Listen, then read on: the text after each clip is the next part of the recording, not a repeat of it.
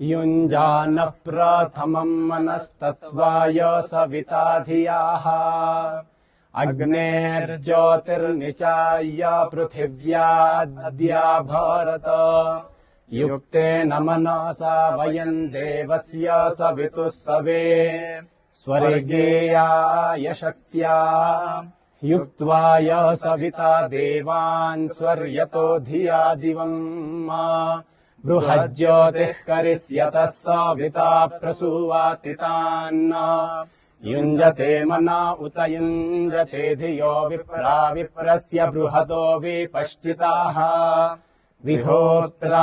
दधे वयुना विदेक इन्महि देवस्य सवितुः परिष्टुतिः युजेवाम् ब्रह्मा पूर्व्यन्नमोभिर्विश्लोक एतु पथ्येव सूरेः शृण्वन्तु विश्वे अमृतस्य पुत्रा